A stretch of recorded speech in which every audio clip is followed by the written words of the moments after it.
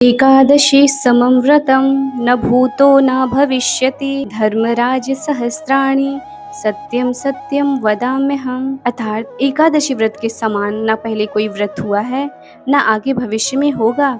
हे युधिष्ठिर महाराज, ये बात मैं आपको सत्य सत्य कहता हूँ। जय स्वामीनारायण दास ना दास, हरे कृष्ण, जय माता दी। आपके अपने चैनल डिवाइन इमेजिन में स्वागत है। आज हम जानेंगे अजय एकादशी का विस्तृत महात्म्य, इसकी कथा, पाप नाशन, स्रोत का महत्व और तुलसी माता की अद्भुत कथा। भक्तों, भाद्रपद माह के कृष्ण पक्ष की अजय एकादशी को शास्त्रों में महान पुण्यदायिनी और पाप नाशनी तिथि कहा गया है। इस व्रत का स्मरण मात्र ही पापों का नाश करता है।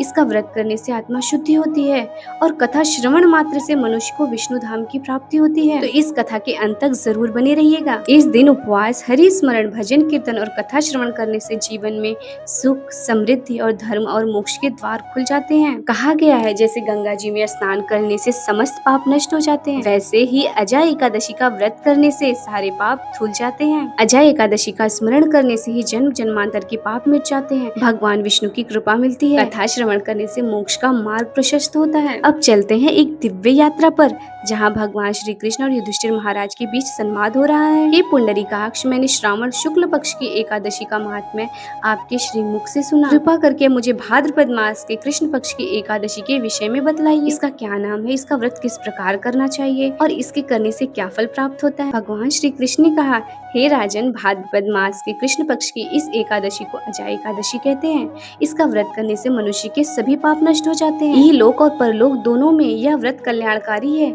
इस व्रत से संबंधित एक पवित्र कथा है, जिसे सुनने मात्र से भी मनुष्य पाप मुक्त हो जाता है। अब मैं वह कथा तुम्हें सुनाता हूँ, ध्यान पूर्वक श्रवण करो। बहुत समय पहले पृथ्वी पर एक महान और सत्यप्रिय राजा हुए, जिनका नाम हरिश्चंद्र था। राजा हरिश्चंद्र न केवल सत्यवादी थे, बल्कि दानी धर्मात्मा भी थे। वे कभी असत्य नहीं बोलते थे। उनके सत्य की गूंज तीनों लोकों में फैली थी। उनकी धर्मनिष्ठा और सत्यप्रियता को देखकर इंद्रदेव को भी ईर्ष्या होने लगी। इंद्र ने सोचा, यदि हरिश्चंद्र इसी प्रकार सत्य और धर्म का पालन करते रहे तो एक दिन स्वर्गलोक पर भी इनकी प्रतिष्ठा छा जाएगी। इसलिए इंद्र ने महर्षि विश्वामित्र को राजा हरिश्चंद्र की परीक्षा लेने के लिए उकसाया। विश्वामित्र का स्वप्न। महर्षि विश्वामित्र ने योग बल से राजा को एक ऐसा स्वप्न दिखाया जिसमें वे अपने पूरे राज्य को ऋषि को दान कर रहे थे। अगली सुबह जब महर्षि वास्तव में उनके सामने आए और राज्य की मांग की, तो राजा हरिश्चंद्र ने बिना किसी संकोच के वह राज्य दान कर दिया। सोचिए भक्तों, कौन व्यक्ति इतना बड़ा त्याग कर सकता है कि अपना पूरा राज्य ही किसी को सौंप दे। राजा हरिश्चंद्र के लिए सत्य और धर्म ही सर्वोपरि था। दक्षिणा की मांग। राज्य दान देने के बाद विश्वामित्र ने कहा, राजन, दान बिना दक्षिणा ही अधूरा होता है। तब राजा ने 1 माह का समय मांगा और काशी की यात्रा की। काशी पहुंचकर उन्होंने सबसे पहले अपनी पत्नी तारामती को एक ब्राह्मण के घर बेच दिया। राजकुमार रोहित छोटा बालक था।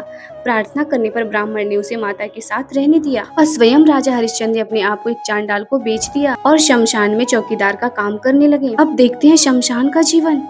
कल्पना कीजिए भक्तों, एक राजा जो कभी सोने चांदी के सिंहासन पर बैठता था, अब शमशान में मृत शरीरों का कर वसूल कर रहा था। दिन रात वह शवों का दाह संस्कार करवाता और मृतकों के परिजनों से कर लेता। फिर भी उसकी आंखों में कोई शिकायत नहीं थी, क्योंकि वह जानता था यह सब सत्य और धर्म की रक्षा के लिए है। समय बीता और एक दिन उनका पुत्र रोहित फूल चुनने गया और वहाँ उसे एक विषधर सर्प ने डस लिया और कुछ ही क्षणों में उसका देहांत हो गया। रानी तारामती रोती बिलखती शव लेकर शमशान पहुंची। पुत्र का शव देखकर राजा हरिश्चंद्र का हृदय फट गया, परंतु जब उन्होंने सुना कि शव का दाह संस्कार कराना है, तो उन्होंने धर्म के नियम के अनुसार कहा, रानी, यहाँ बिना कर दिए दाह संस्कार संभव नहीं है। उस समय रानी के पास देने के लिए कुछ नहीं था। उन्होंने अपनी आधी साड़ी फाड़ कर के रूप में दे दी। पति पत्नी दोनों ही विलाप कर रहे थे, पर फिर भी धर्म और सत्य से विचलित नहीं हुए। भगवान की कृपा, उनकी सत्य निष्ठा और धर्म पालन देखकर वहाँ भगवान नारायण, देवराज इंद्र और महर्षि विश्वामित्र स्वयं प्रकट हो गए। भगवान ने कहा, राजन, तुम्हारे सत्य और अजय एकादशी व्रत के प्रभाव से हम प्रसन्न हैं। तुरंत उनके पुत्र रोहित को जीवित कर दिया गया। राजा को उनका खोया हुआ राज्य लौटा दिया गया और रानी तारामती को सम्मान मिला। इस प्रकार अजय एकादशी व्रत के पुण्य प्रभाव से राजा हरिश्चंद्र के समस्त दुख दूर हुए और अंततः वे भगवान विष्णु के धाम को प्राप्त हुए। शास्त्रों में कहा गया है कि मनुष्य जाने अनजाने में अनेक पाप कर बैठता है। जब चित्त शुद्धि की ओर जाता है तो वह प्रायश्चित की इच्छा करता है। ऐसे समय में भगवान नारायण की स्तुति करने से सारे पाप नष्ट हो जाते हैं। अग्नि पुराण में वर्णित है, पाप नाशन स्रोत का पाठ करने से चित्त की मलिनता दूर होती है, चोरी, अन्याय, हिंसा जैसे पाप नष्ट होते हैं, जीवन में भक्ति और शांति का वास होता है। इसलिए अजय एकादशी की रात पाप नाशन स्रोत का पाठ अवश्य करना चाहिए। अब आइए श्रवण करते हैं तुलसी माता की दिव्य कथा। एक बार की बात है, एक वृद्धा माता थी जो हर एकादशी को उपवास रखती और तुलसी माता की सेवा करती। वे हर सुबह तुलसी को सींचती और कहती, हे तुलसी माता, सत दाता, मुझे बहू दे, पीली धोती दे, मीठा ग्रास दे, वैकुंठ में वास दे, अच्छी मौत दे, कृष्ण का कंधा दे। उनकी बात सुनकर तुलसी माता सूखने लगी। भगवान कृष्ण ने पूछा, हे तुलसी, तुम सूख क्यों रही हो? तुलसी माता बोली, प्रभु, यह वृद्धा मुझे रोज कहती है जब वह मरे तो आपको कंधा देना होगा।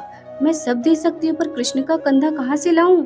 भगवान ने मुस्कुराकर कहा, जब उसका अंत समय आएगा मैं स्वयं कंधा देने आऊंगा। कुछ समय बाद वह वृद्धा माता देह त्यागने लगी। गांव वाले जब उनकी अर्थी उठाने लगे तो अत्यंत भारी हो गई। तभी एक ब्राह्मण वेश में स्वयं भगवान कृष्ण आए और उनके कान में बोले, हे माई, तू पीताम्बर की धोती ले, मीठा ग्रास ले, वैकुंठ में वास ले और श्री कृष्ण का कंधा ले। या कहते ही वृद्धा हल्की हो गई और भगवान ने स्वयं उनकी अर्थी को कंधा दिया और उन्हें वैकुंठ लोक ले गए। इस प्रकार तुलसी माता और भगवान के आशीर्वाद से उन्हें मोक्ष मिला। व्रत और पारण समय 19 अगस्त मंगलवार को अजय एकादशी का व्रत रखा जाएगा और पारण होगा 20 अगस्त दिन बुधवार को प्रातः 5:53 से लेकर 8:29। प्रिय भक्तों, आपने अजय एकादशी की पावन कथा, राजा हरिश्चंद्र की सत्यनिष्ठा, पाप नाशन स्रोत का महत्व और तुलसी माता की कथा का श्रवण किया। इस व्रत के प्रभाव से राजा हरिश्चंद्र ने अपना राज्य, पत्नी और पुत्र पुनः प्राप्त किया। तुलसी माता की कृपा से वृद्धा माता को मोक्ष प्राप्त हुआ और जो भी भक्त इस व्रत को श्रद्धा और नियम से करता है उसके जीवन से पाप, संकट और दुख मिट जाते हैं। अंत में हम यही प्रार्थना करते हैं, भगवान श्री हरि की कृपा से आपके जीवन में भक्ति, शांति, ऐश्वर्य और कल्याण का वास हो। प्रेम से बोलिए, जय स्वामी नारायण, हरे कृष्ण, जय माता दी। और हाँ, अगर यह कथा आपके हृदय को छू गई हो तो डिवाइन इमेजिन चैनल को सब्सक्राइब करना ना भूलें। आपकी श्रद्धा और समर्थन से ही हमें और भक्ति रस से भरे वीडियो बनाने की प्रेरणा देता है।